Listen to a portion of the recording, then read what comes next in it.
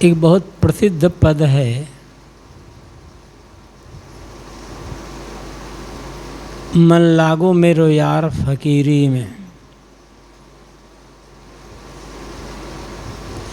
जो सुख होए हैं राम भजन में, सो सुख नाहि अमीरी में।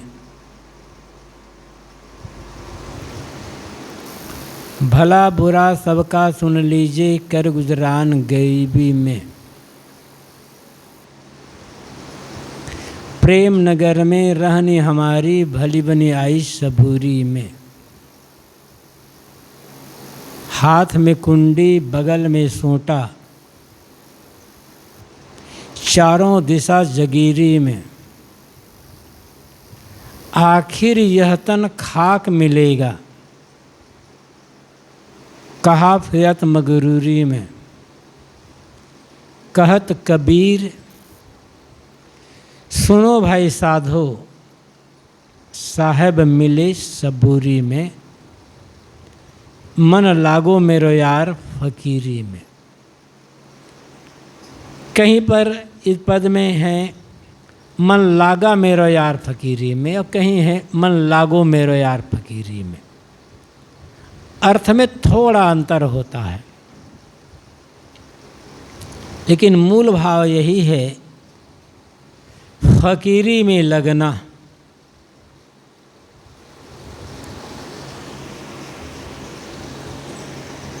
साधक, शांति इच्छुक साधक अपने मन को संबोधित करते हुए कहता है, ऐ मित्र मन, अब फकीरी में लगो, छोड़ो ये दुनिया के पीछे दौड़ना। ये दुनिया के चाकचिक्य में, राग रंग में, तड़क भड़क में कुछ है नहीं, देखने मात्र का है ये। जैसे सेमल का फूल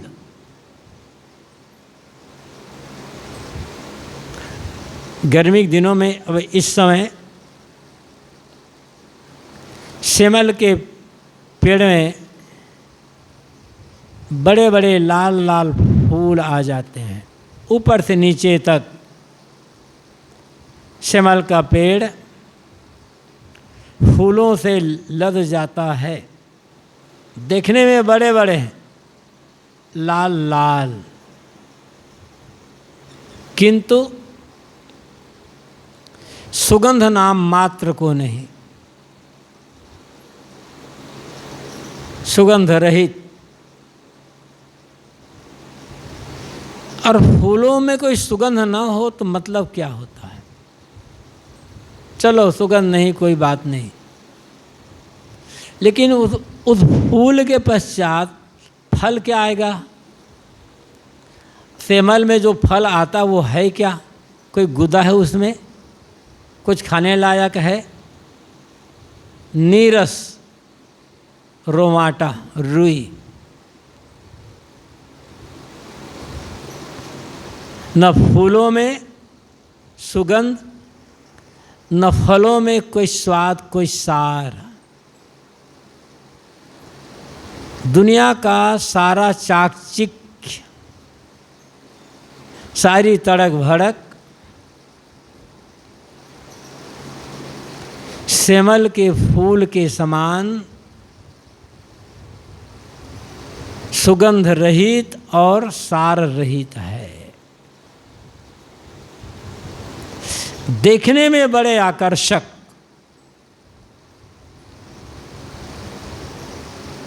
मन को लुब्ध कर लेने वाला,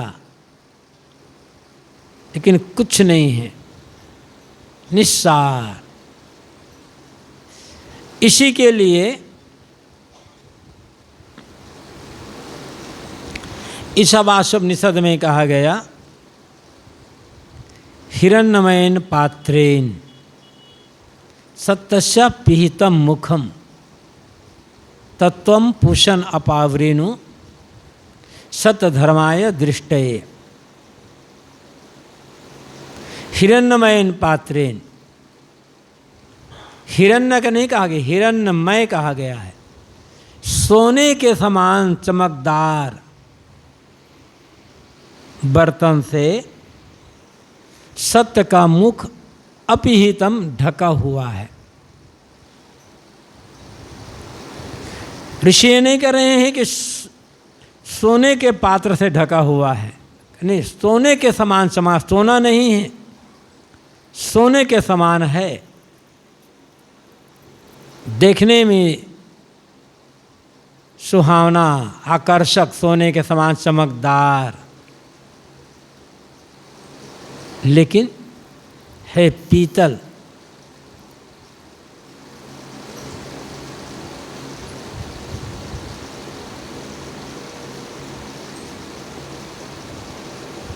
इसलिए कहा गया है दुनिया जादू का खिलौना है, मिल जाए मिट्टी है, न मिले सोना है।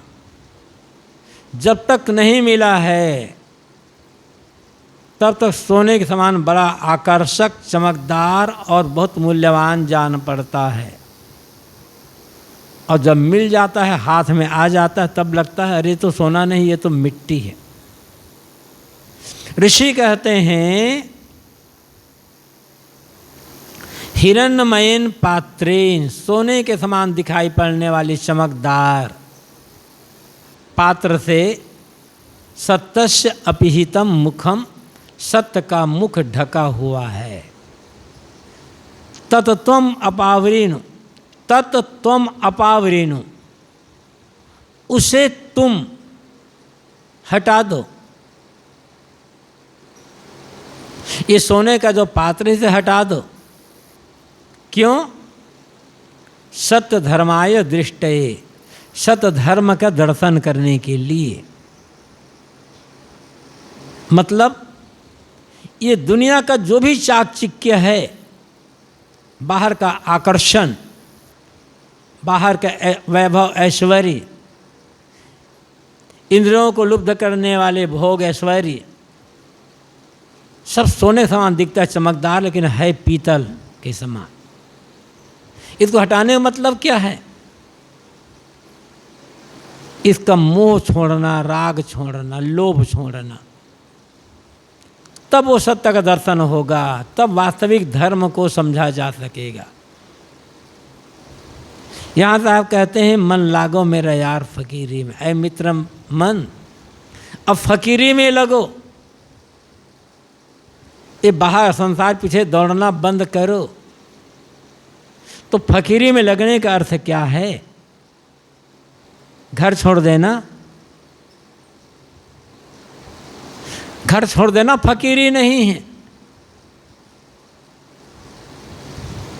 फकीरी है हर हाल में संतुष्ट रहना, तृप्त रहना, चिंता फिक्र भय से रहित हो जाना, ये फकीरी है। फकीरी कपड़े में नहीं है, फकीरी किसी मठ मंदिर आश्रमों में नहीं है, नदी नाला जंगल पर्वत की गुफा में नहीं है। फकीरी तो मन में है। फकीरी का अर्थ है चिंता भय फिक्र से रहित हो जाना। फीकर सभी को खा गई, फीकर सभी का पीर, फीकर की फंकी करे ताका नाम फकीर। फिक्र, चिंता, ये चिंता सबको खा रही है, सबको खा रही है। एक न एक चिंता, एक न एक चिंता। और जो आदमी चिंता में डूबा है, वो सुख से जिएगा क्या, सुख से सोएगा क्या? एक आदमी चिंता करने का बड़ा स्वभाव, बड़ी आदत, हमेशा चिंता, ये चिंता, वो चिंता, वो चिंता, चिंता से परेशान। एक फकीर के पास गया, एक संत के पास गया, बताया महाराज मुझे बड़ी चिंता रहती है, हमेशा चिंता के मारे न तो भूख लगती है, न तो नींद लगती है, कोई काम करने का मन नहीं करता, चिंता में डूबा रहता है मन। क्या करूं? कोई उपाय बता दे, कोई दुआ ताबीज कर दे। तो फकीर ने उसे एक ताबीज दे दी और कहा यहाँ बाह में बांध लेना, तुम्हारी सारी चिंता गायब हो जाएगी। लाया, धागा लपेट करके बाह में बांध लिया। अब 1 महीने पश्चात उस फकीर के पास फिर गया। कब है तुम्हारा क्या हाल है? कोई चिंता तो नहीं महाराज? अब महाराज कोई चिंता नहीं, यही चिंता है ये ताबीज खो ना जाए। आदत है ना चिंता खोने की। तो मतलब क्या हुआ? अभी आदत होती है चिंता करने की। ये चिंता से रहित हो जाना, फिक्र से रहित हो जाना, ये फकीरी है। और कब होगा? जब हर हाल में संतुष्ट रहना सीखा जाएगा। दुनिया परिवर्तनशील है, एक रास्ता यहाँ नहीं है। जो हमारे पास है वो छूटेगा, जो नहीं चाहते वो मिलेगा। और जो मिला है आज वर्तमान में, आज वर्तमान की जो स्थिति है, इसमें हम सुखपूर्वक जीना नहीं जानते तो आगे कैसी स्थिति आ जाए हम सुखपूर्वक नहीं जी पाएंगे। जो समस्याएं आज है वो समस्याएं आगे होगी। इसलिए वर्तमान में शांत संतुष्ट रहना, उदासीन हो जाना। फकीरी का मतलब क्या है? उदासीन। उदासीन का मतलब मुंह लटका कर घूमना नहीं। हमें कुछ नहीं चाहिए। मैं का आकर्षण रहित हो जाना, तटस्थ हो जाना, उदासीन हो जाना, तटस्थता। फकीरी का मतलब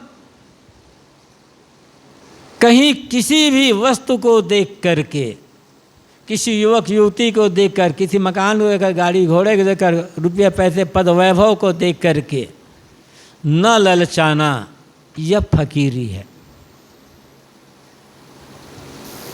जो आदमी हमेशा ललचाता रहता है, जिसके मन में हमेशा लालच बना रहता है, ये मिले वो मिले वो मिले, वही दरिद्र है।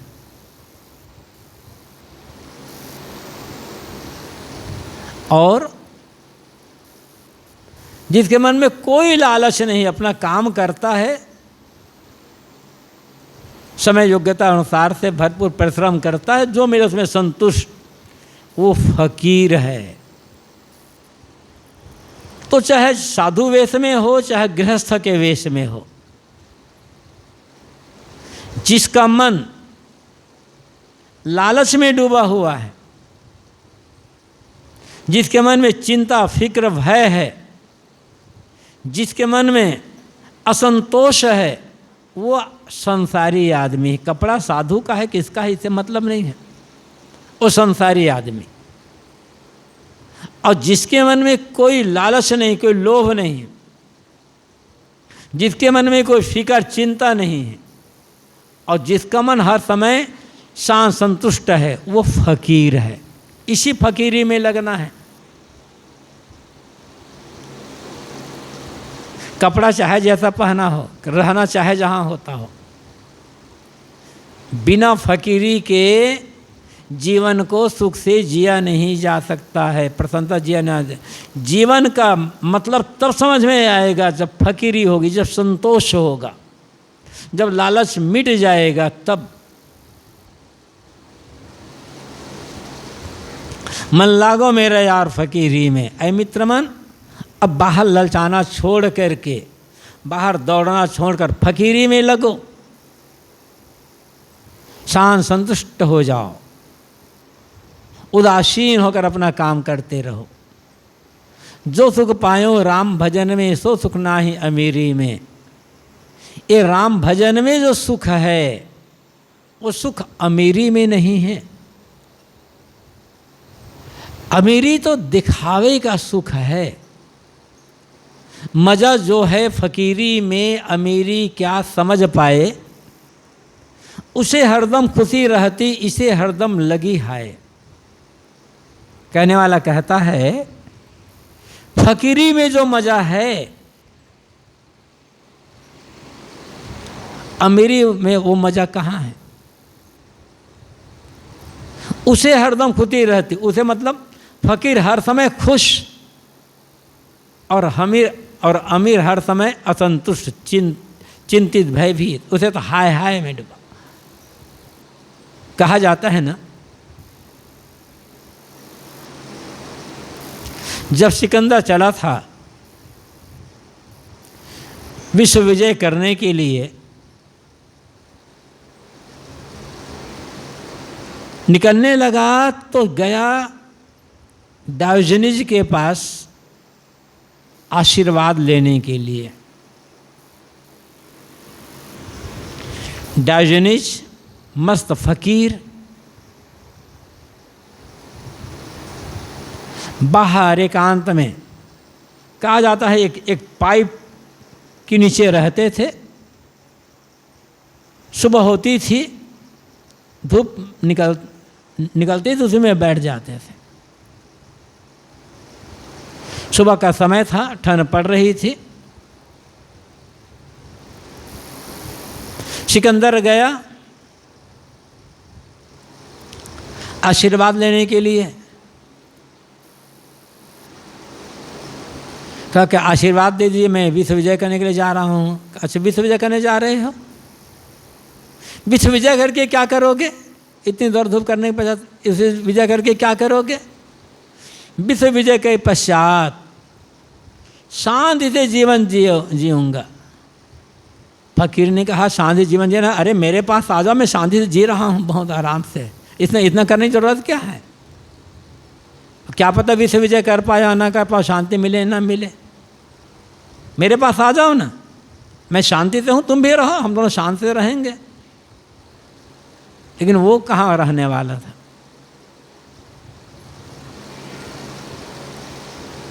तो सिकंदर ने कहा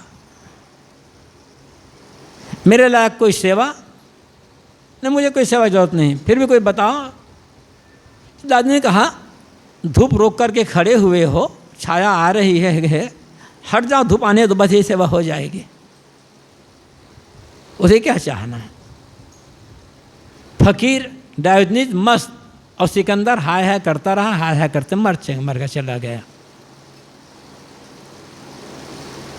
इसलिए कहा गया है मज़ा जो है फकीरी में, अमीरी क्या समझ पाए।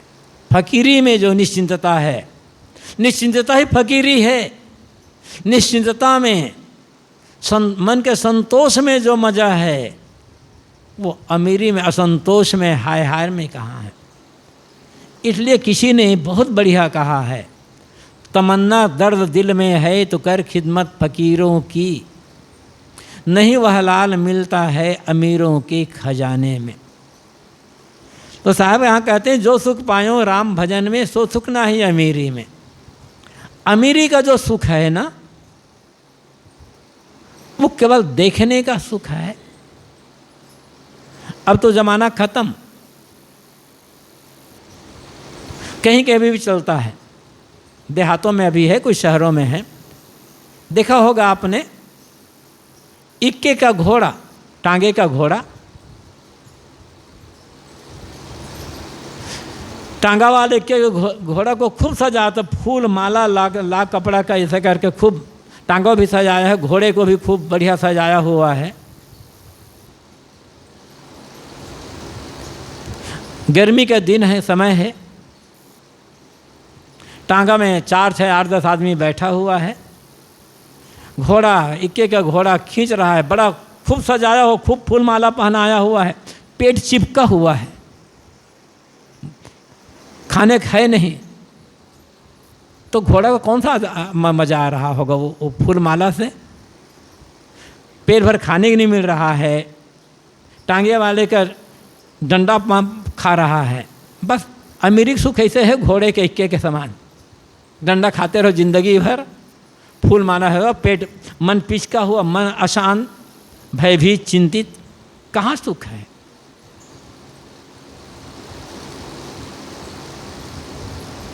राम भजन में सुख है। तो राम भजन मतलब राम राम जपना नहीं है। राम भजन आत्मशोधन, राम भजन है मन का शांत संतुष्ट रहना। भजन का अर्थ हर समय प्रसन्न रहना। और प्रसन्न कब रहेगा मन? जब संतुष्ट रहेगा।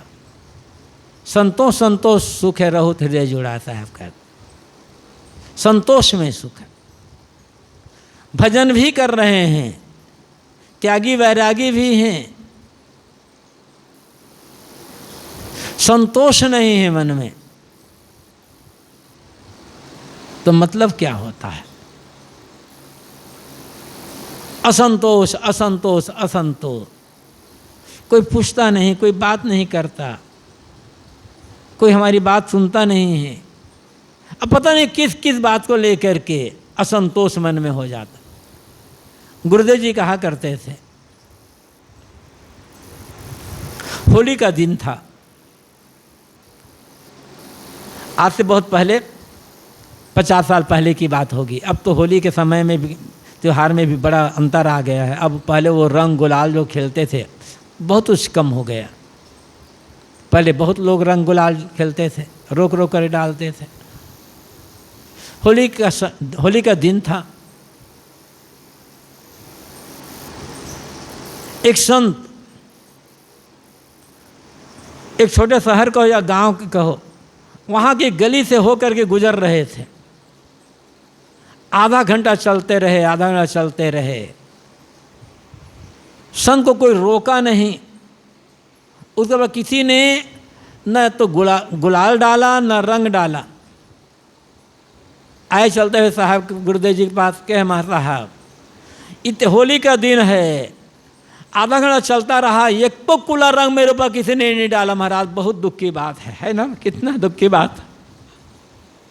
असंतोष कोई तो है जो मतलब रंग डालता तो लगता है कि हाँ मुझे भी कुछ समझा लोगों ने। कोई पूछा भी नहीं बेचारे को।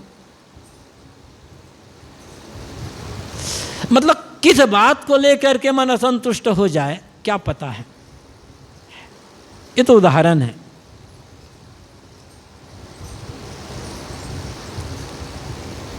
तो जो सुख पाए हैं राम भजन में, सो सुख ना है अमीरी में। साहब कहते हैं राम भजन में जो सुख है, आत्मसंतोष, आत्मलीनता, आत्मतृप्ति में जो सुख है, सब कुछ को छोड़ करके उदासीन अनासक्त हो जाने में जो सुख है, वो सुख अमीरी में कहाँ है। अमीरी का अपना एक महत्व है, उससे भौतिक विकास हो सकता है, लेकिन जीवन का जो उद्देश्य है उस उद्देश्य की प्राप्ति तो नहीं होगी। अमीरी से मन भर जाता तो बड़े बड़े राजा महाराजा, राजपाट, साम्राज्य, वैभव छोड़ करके संतों के पास क्यों जाते और क्यों साधु मार्ग में आते, क्यों विरक्त हो जाते। राजपाट का अपना महत्व है देश दुनिया चलाने के लिए, अमीर का अपना भी महत्व है भौतिक विकास करने के लिए, लेकिन बात जीवन के उद्देश्य के लिए है, सुख से शांति से जीने के लिए है। भला बुरा सबका सुन लीजिए, कर गुजरान गरीबी में। सदगुरु कहते हैं सबका भला बुरा सुनो। दुनिया है, कोई भला कहेगा, कोई बुरा कहेगा, कोई प्रशंसा करेगा, कोई निंदा करेगा, कोई सम्मान करेगा, कोई अपमान करेगा, कोई आरती उतारेगा, कोई गाली देगा। हर हाल में खुश साहब सबका सुनो, जवाब देने की आवश्यकता नहीं है। थोड़ी सी निंदा होती है, हमारे विरुद्ध कोई बात कुछ लोग कह देते हैं, हम कहते हैं तुम्हें क्या अधिकार है मेरे बारे में ऐसा कहने का। कभी कोई प्रशंसा करता है, कभी कहे हो तुम्हें क्या अधिकार है मेरी प्रशंसा करने का, ऐसा हम नहीं कहते, खुश हो जाते हैं। यदि हमारी प्रशंसा हुई, हमारी आरती वंदना हुई और हमें लोगों ने कैसे कहा तुम्हें कितना अधिकार दिया है मेरी प्रशंसा करने का, मेरी पूजा करने का अधिकार तुम्हें किसने दिया, यदि कह सको ना तब कहना लोगों से कि तुम्हें क्या अधिकार है मेरी निंदा करने का। वहाँ तो खुश हो जाते हैं, प्रशंसा जब होती है, आरती जब होती है तब। तो प्रशंसा पा करके मन जितना खुश होगा, निंदा पा करके मन उतना दुखी होगा। निंदा से दुखी नहीं होना चाहते तो प्रशंसा में खुश होना बंद करो, और जब तक प्रशंसा में खुश होना बंद नहीं करोगे निंदा दुख देती रहेगी। ये नियम है।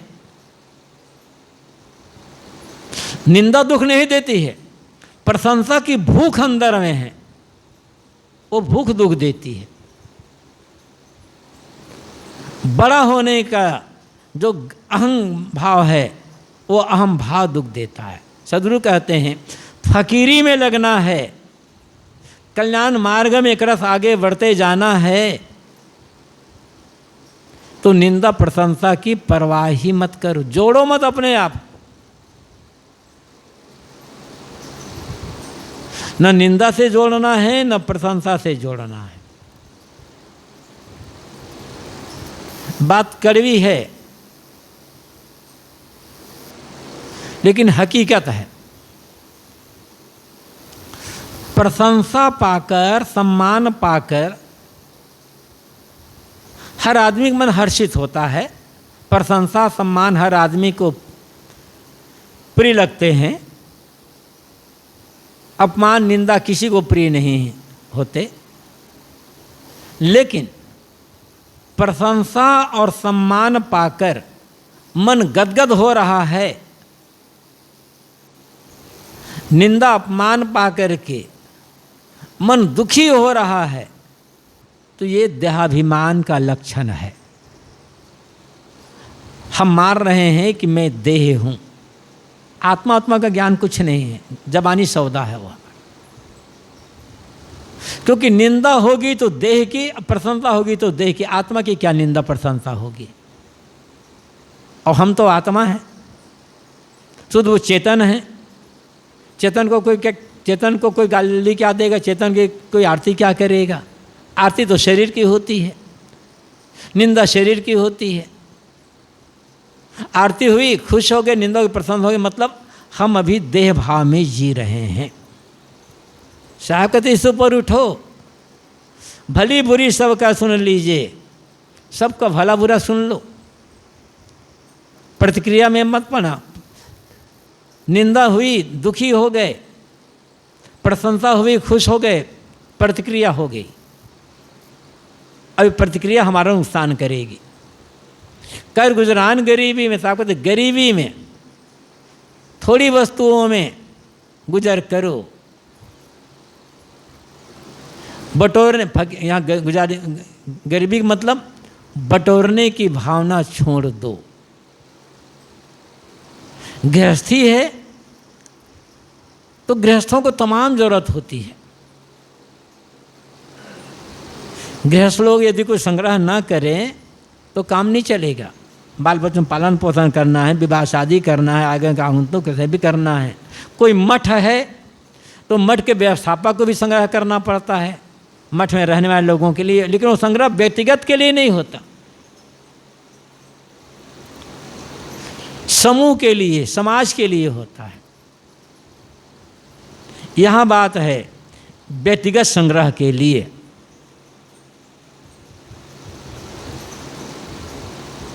गरीबी मतलब दिखावा रहित, जब जो मिले उसमें संतुष्ट, थोड़े में गुजर करना,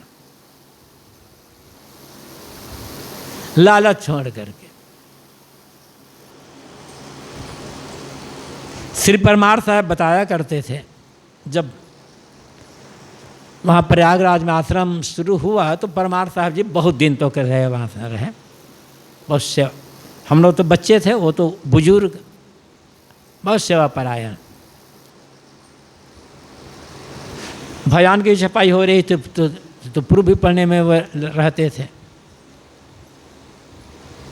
तो बताया करते थे सदगुरु श्री विशाल साहब समय समय से साथ में रहने वाले साधुओं की परीक्षा लिया करते थे, कहते नहीं थे। और सदगुरु विशाल साहब रहते थे तो वहाँ तो उनके पास तो दूर दूर से भगवान आते थे, कोई फल आया, सेव आया, आम आया, केला आया, मतलब कोई मिठाई आई, रखा रहता था सभी सामान ऐसे।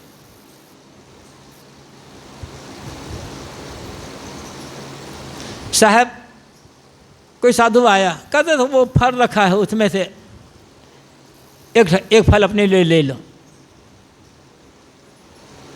तो ऑर्डर तो दे रहे हैं, परीक्षा है, देखते थे साधु कैसा फल उठा रहा है, बड़ा को सुंदर को ऐसे है, वो परीक्षा होते हैं उसके। देखते साधु छांट का बड़ा उठा, मतलब समझते थे अभी लालच है इसके भीतर, हम यही करते हैं ना। तो स्वाभाविक है कि मन तो छाटने की आदत है मन की। अरे गए कुछ उठा लिए, चलो कोई बात। तो बात यहाँ है गरीबी मतलब दिखावा रहित संतुष्ट जीवन, सरल जीवन, लोभ रहित जीवन। जब जो मिल जाए उसमें संतुष्ट, कभी मन में किसी बात को लेकर के कमी का अनुभव ना, कम मिला ये अनुभव ना हो। चीज़ें कम ज़्यादा होती है, कभी सुविधा मिलती है, कभी असुविधा मिलती है, कम ज़्यादा कमी का अनुभव ना हो मन में, जीवन तो चलेगा चलेगा। तो भले बुरी सबका सुन लीजिए, कर गुजरान गरीब में ताकत, सबका भला बुरा सुनो, उलझो मत उसमें, जोड़ो मत अपने आप कुछ से।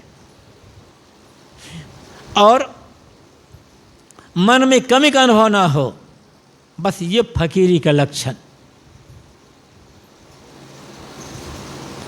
प्रेम नगर में रहनी हमारी भली बनी आई सबूरी में। साहब कहते हमारा रहना प्रेम नगर में हो रहा है। ये प्रेम नगर बाहर किसी गांव शहर का नाम प्रेम नगर नहीं है, मतलब जीवन में प्राणी मात्र के लिए, मनुष्य मात्र के लिए मन में प्रेम, और जो कुछ हो रहा है प्रेम पूर्वक। द्वेष भाव खत्म, बैर भाव खत्म, ईर्ष्या भाव खत्म। मन से दूसरों के लिए द्वेष, बैर, ईर्ष्या, घृणा, वैमनस्य मिट गए पूरी तरह से। बस प्रेम नगर में रहना हो रहा है। फिर जहाँ जैसा व्यवहार हो वहाँ तो ऐसा व्यवहार करना होता है। किसी के लिए कोई घृणा ना हो, गाली दे रहा है उसके लिए भी घृणा ना हो, विरोध कर रहा है उसके लिए भी अंदर घृणा ना हो, निंदा कर रहा है उसके लिए भी घृणा ना हो मन में। घृणा भाव, द्वेष भाव, वैर भाव का मिटना, ये प्रेम नगर में रहना होगा। और यही कठिन साधना है, और ये साधना किए बिना हमारा कल्याण नहीं होने वाला है।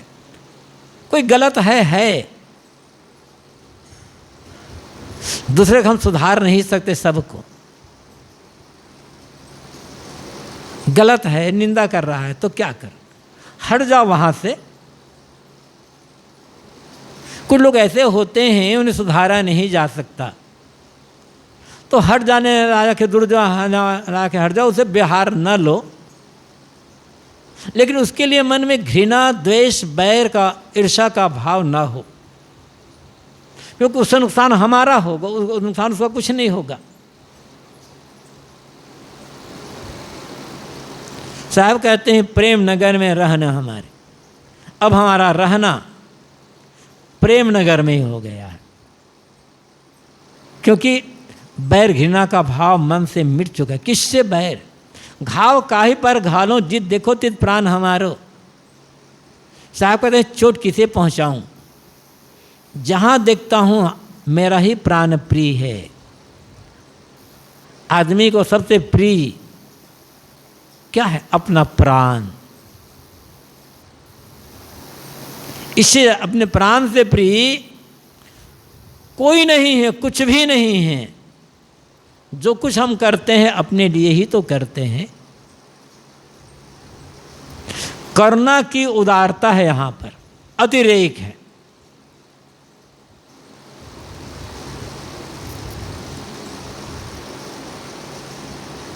हम सबकी सेवा नहीं कर सकते।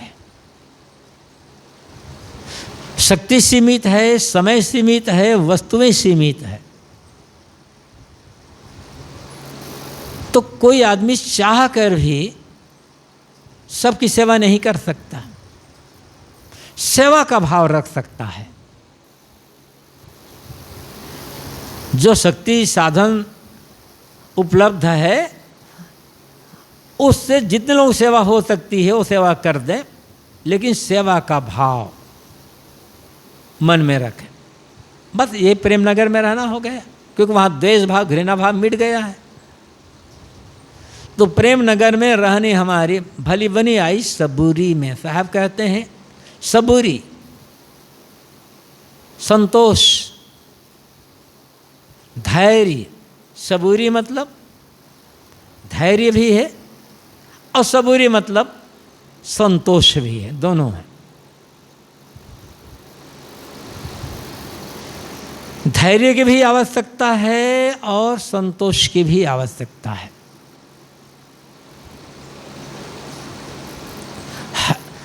निश्चित है आदमी को जो भी काम करना है शीघ्रतापूर्वक करना चाहिए, लेकिन शीघ्रतापूर्वक करने का मतलब उतावलापना नहीं होता, हड़बड़ीपना नहीं होता। एक आदमी है बहुत सुस्त, धीरे धीरे धीरे धीरे कर रहा। कुछ लोग होते हैं दीर्घसूत्री, टालते रहते हैं काम को। 5 मिनट के काम करने में भी उनको 15-20 मिनट लग जाते तो भी काम पूरा नहीं होता, टाल देते रहते। ये दीर्घसूत्रीपना है। ऐसा दीर्घसूत्रीपना जिसके मन में है वो कभी सफल नहीं हो सकते और उसका कोई भी काम समय से पूरा नहीं होगा। एक है हड़बड़ीपना, उतावलापना, वो भी गलत है। धैर्य, एक रस लगे रहना, उत्साहपूर्वक लगे रहना, लेकिन धीरज रख करके। काम समय से ही पूरा होगा, लेकिन हमें उत्साह से लगने की आवश्यकता है। हड़बड़ाना नहीं, उतावलापना नहीं करना है। और साहब ने क्या कहा है? थोरे थोरे थिर होए भाई, बिन थंभे जस मंदिर थम्हाई। थोड़े थोड़े, धीरे धीरे दीवार उड़ती है, धीरे धीरे उड़ती है। छत ढालना होता है तो कितने तैयारी करते हैं? धीरे धीरे करते हैं। छत ढाल दिए, पूरा उसके लिए तैयारी कर लिए, सेंटरिंग तो बना दिए, छत ढाल दिए, दूसरे दिन सेंटरिंग खोल दो, छत बड़ी पक्की हो जाएगी। 15 दिन, 10 दिन, 15 दिन, 20 दिन इंतजार करना पड़ता है, तब जाकर के वो छत पकती है, तब जाकर मजबूत होती है, तब जाकर रहने लायक होता है। किसान खेत में बीज बोने के लिए गया, बीज छिड़का, और हल चला दिया। दूसरे दिन हथिया लेकर गया कि अब तो धान पक गए होगा, ऐसा थोड़े होगा। 4 महीने इंतजार करना पड़ता है। साधना भी धीरे धीरे होती है।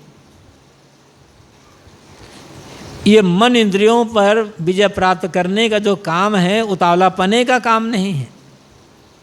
धैर्यपूर्वक निरंतर रोज रोज थोड़ा थोड़ा थोड़ा थोड़ा करते करते तब जाकर के साधना परिपक्व होती है। इसलिए तो आप कहते हैं धीरे धीरे भाई,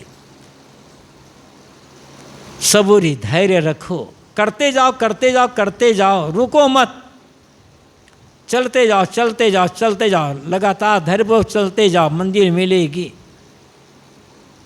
उतावलापना से नहीं होना है। और फिर सबूरी चाहिए ही।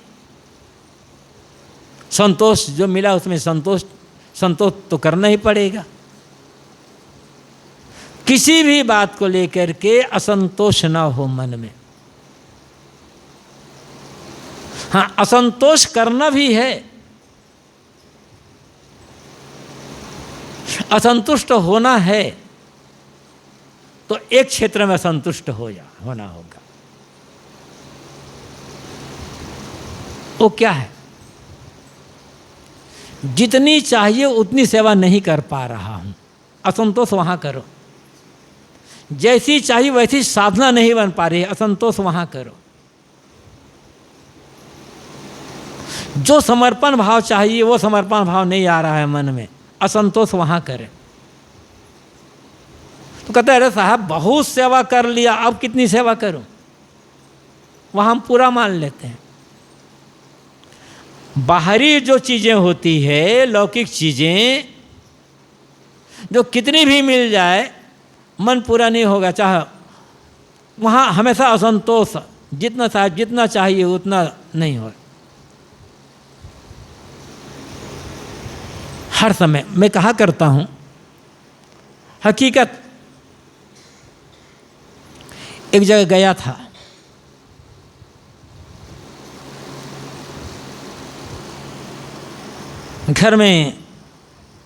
घर की मालकिनी थी, पति नौकरी में गया था, बेटा बाहर पढ़ता था, बेटी कॉलेज गई थी, अकेली थी, मैं भी था और सब संसमाज थे पूरे। पानी लाई, पैर वैर धोई, फाका सत्कार के। तो फिर मैंने तो पूछा, कहो मन प्रसन्न है ना? हाँ साहब मन प्रसन्न तो है लेकिन पूरा प्रसन्न नहीं है, थोड़ा सा दुख है, असंतोष है मन में। कि क्या, क्यों दुख है, क्या कमी? सब कुछ तो है। कैसा है गुरुजी? परीक्षा में बेटी का नंबर थोड़ा कम आ गया है, इसलिए मन थोड़ा उदास रहता है। और स्वाभाविक बात है भाई, नंबर कम आ गया। तो कितना नंबर आया है? ज़्यादा नहीं गुरुजी, 94% आया है, थोड़ा कम आ गया है, मन दुखी है। अब क्या करोगे? क्योंकि 94% कम लग रहा है। अब पड़ोसी के बेटे को मिला 40%, गाना बजाना हो रहा है वहाँ पर, तो कुछ उसे पता था बेटा फेल होने वाला है। तो मैं ये उदाहरण दे रहा हूँ, मतलब कमी का अनुभव ये आदमी को चैन से जीने नहीं देता है। ठीक है, मेहनत करो, जम करके मेहनत करो, बिहार क्षेत्र में भी और साधना क्षेत्र में तो और रुकना नहीं है। किंतु जहां है जिस स्थिति में ही संतुष्ट रहना सीखें तो सुख से जी सकते हैं। हाथ में कुंडी, बगल में सोटा, चारों दिशा जगीरी में। हाथ में कुंडी, कुंडी मतलब भिक्षा पात्र।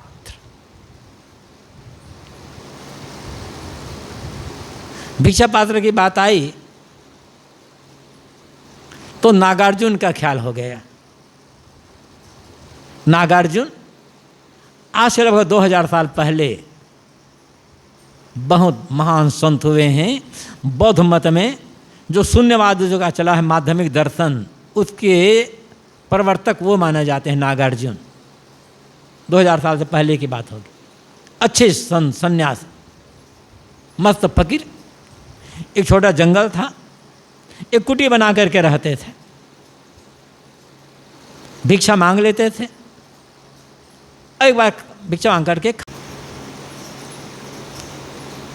वहाँ की रानी जो थी उनसे बहुत प्रभावित थी, एक प्रकार से उसकी शिष्या जैसी थी। तो एक बार रानी ने नागार्जुन को अपने यहाँ निमंत्रण किया कि गुरुदेव कल मेरे यहाँ भोजन में आना।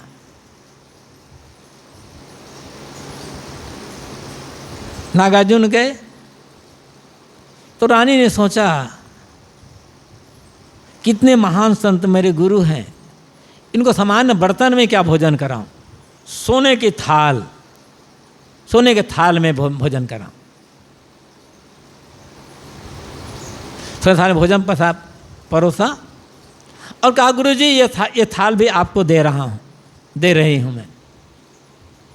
सोचा साधु हैं, सोने थाल लेकर के क्या करेंगे, कह तो देते हैं। कई बार होता है ना,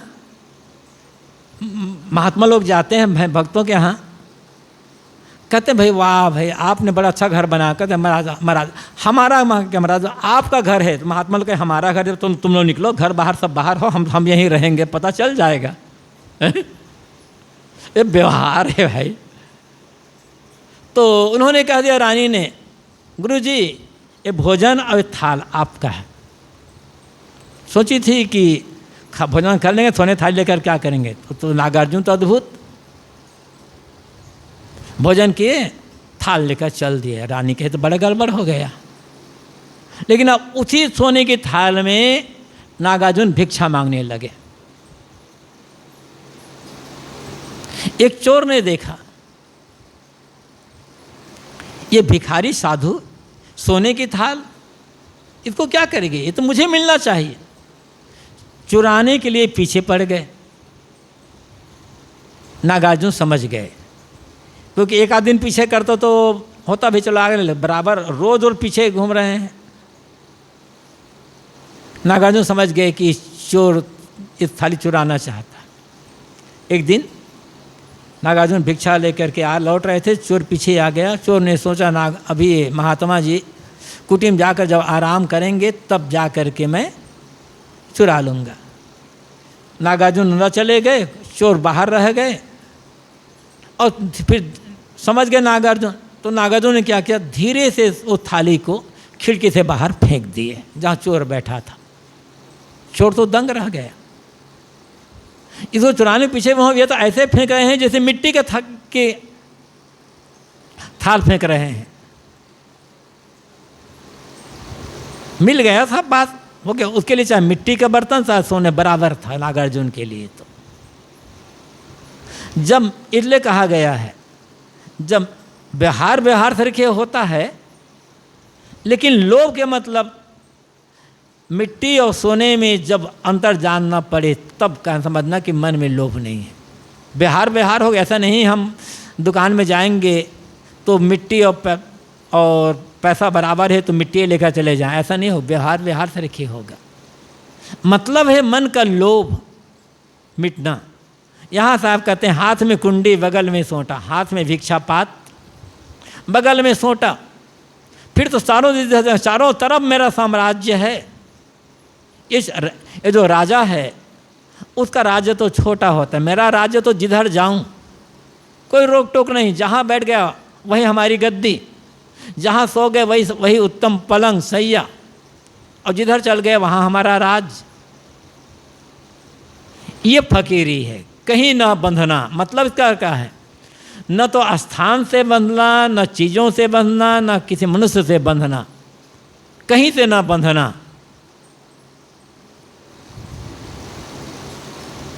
फकीरी का लक्षण। आखिर यह तन खाक मिलेगा, कहा फिरत मगरूरी में। साहब कहते हैं अंत में तुम्हारा शरीर मिट्टी में मिलने वाला है। किसका अहंकार करते हो? शरीर के रूप का, बल का, जवानी का, सौंदर्य का, सब बेकार है। शरीर का जो सौंदर्य है ना, चेहरे का आकर्षण, चेहरे का रूप, जिसको हम बार बार दर्पण देखते हैं, संवारते हैं, सब मलमूत्र का सौंदर्य है। 8-10 बार टट्टी हो जाए, सुंदरता गायब। किसका अहंकार? बल। एक बार पैरालिसिस अटैक हो जाए, ब्रेन हेमरेज हो जाए, सब दूसरे के अधीन। अब मिट्टी में मिलना है शरीर। सारा अहंकार शरीर को लेकर के होता है, और शरीर कब मिट्टी में मिल जाए कहा नहीं जा सकता है। किसी का भी शरीर, अभी बैठे हैं, हो सकता है यहाँ से न उठ पाए। साहब कहते हैं अहंकार मत करो, अहंकार रहित तो होना, उसमें शरीर का अहंकार से रहित हो जाना, यही तो फकीरी है। कहत कबीर सुनो भाई साधो, साहब मिले सबूरी में। साहब कहते संतो सुनो, साहब स्वामी परमात्मा मोक्ष कल्याण शांत सबूरी में मिलने वाले हैं। तो कोई बाहर से साहब मिलने वाला नहीं है। साहब तो मिला मिलाया है। संतुष्ट हो जाओ, बस शांत हो जाओ, तब वो साहब का अनुभव होगा। साहब कहते हैं सबूरी में। पहले भी बात आई थी, प्रेम नगर में रहनी हमारी भली बनी आई सबूरी में। 2 बार यहाँ साहब सबूरी का अर्थ कहते हैं। मैंने कहा तो सबूरी का अर्थ सब्र, सबूरी सब्र है, सब्र का अर्थ धैर्य है, और धैर्य संतोष दोनों है। किसी ने बहुत बढ़िया कहा है सबूरी, सबूरी मतलब धैर्य है, सब्र। जो आदमी हर बात में सब्र रखना जानता है, धैर्य और संतोष दोनों रखना जानता है, जो आदमी हर बात में सब्र रखना जानता है, सब्र रखते रखते वह आदमी एक दिन सबरी बन जाता है। और जो सबरी बन जाता है उसे भगवान खोदना नहीं पड़ता, भगवान खोदते खोदते उसके पास अपने आप आ जाता है। सबरी गई थी राम के पास, कि रामा से सबरी के पास? राम ही आते ना सबरी के पास। तो कहा गया है जो आदमी सब्र रखना जान, हर बात में सब्र रखता है, सब्र रखते रखते सबरी बन जाता है। और जो सबरी बन जाता है उसे भगवान खोदना नहीं पड़ता, उसे खोदते खोदते भगवान स्वयं उसके पास आता है। सब्र तो हो हमारे पास, सब्र नहीं है, न धैर्य है, न संतोष है, असंतोष।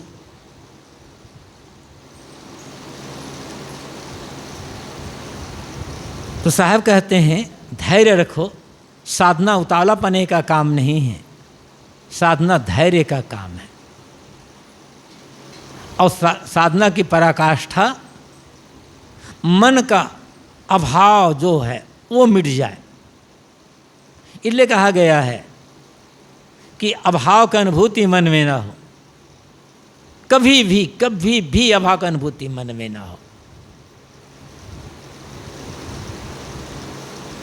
ये नहीं मिला, वो नहीं मिला, वो नहीं मिला, चीज़ें मिलेगी कम ज़्यादा, जीवन गुजर तो हो ही जाएगा, हाथ पैर मारते रहें। कुल मिलाकर साहब कहते हैं मन लागो मेरे यार फकीरी में, ऐ मेरे मित्रमन फकीरी में लगो, दिखावा रहित, कमी के अनुभव से रहित, शांत संतुष्ट, चिंता फिक्र भय से रहित, ये फकीरी है। और जो भीतर से फकीर बन गया, जिसका मन फकीर बन गया, शरीर फकीर बने या ना बने, जिसका मन फकीर बन गया, उसका भव सागर समाप्त हो गया, उसका दुख समाप्त हो गया, वो जीते जी मुक्त हो गया। यही काम हमें करना है। अहम शुद्ध चैतन्य ज्ञान स्वरूपम अजरहम अमरहम अखंडम अनूपम अहम शुद्ध चैतन्य ज्ञान स्वरूपम अजरहम अमरहम अखंडम अनूपम अहम शुद्ध चैतन्य ज्ञान स्वरूपम अजरहम अमरहम अखंडम मनूपम अहम शुद्ध चैतन्य ज्ञान स्वरूपम अजरहम अमरहम अखंडम मनूपम